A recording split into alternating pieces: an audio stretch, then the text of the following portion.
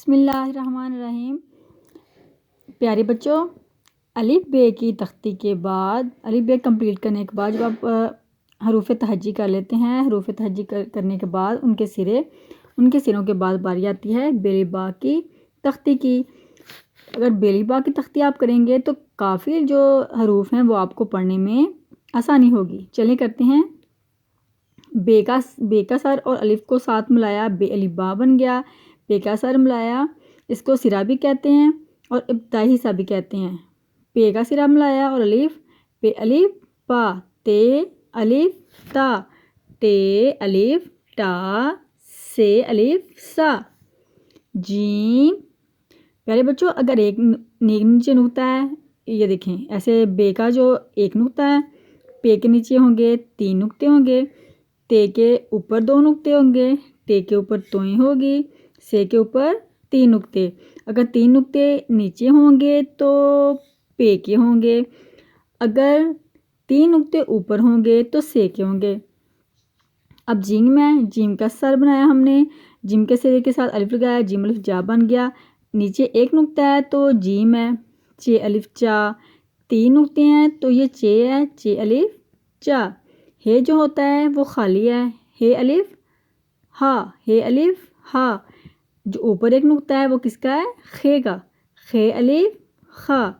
دال الف دا، ڈال الف ڈا، زال الف زا، رے الف را، ڑے الف ڑا، زے الف زا، یہ الف یا، سین الف سا، شین الف شا، صاد الف سا، زواد الف زا، توئیں الف تا، زوئیں الف زا، عین الف آ، غین الف غا، فے الف فا، کاف الف کا، کاف الف کا، گاف الف گا۔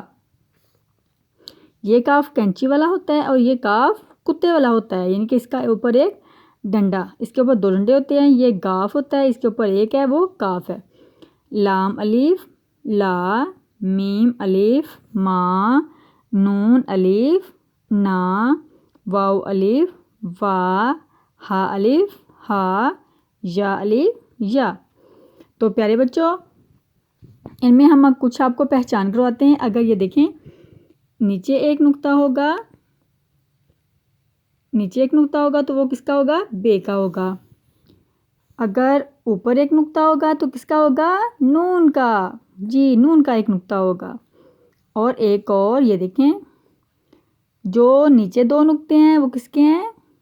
یہ کے۔ جو اوپر 2 نقطے ہیں وہ کس کے ہوں گے؟ تے کے۔ 3 نقطے نیچے ہوں گے تو پے کے، 3 نقطے اوپر ہوں گے تو سے کے۔ ایک اور بات، چھوٹی اور بڑی دونوں میں نیچے جب ہم حروف بنائیں گے تو جو 2 نقطے ہم نیچے لگائیں گے وہ یہ کے ہوں گے۔ تو ہمیں کیسے پتہ چلے گا کہ یہ چھوٹی ہے یا بڑی ہے؟ تو پیارے بچوں، اس کا بہت آسان طریقہ ہے۔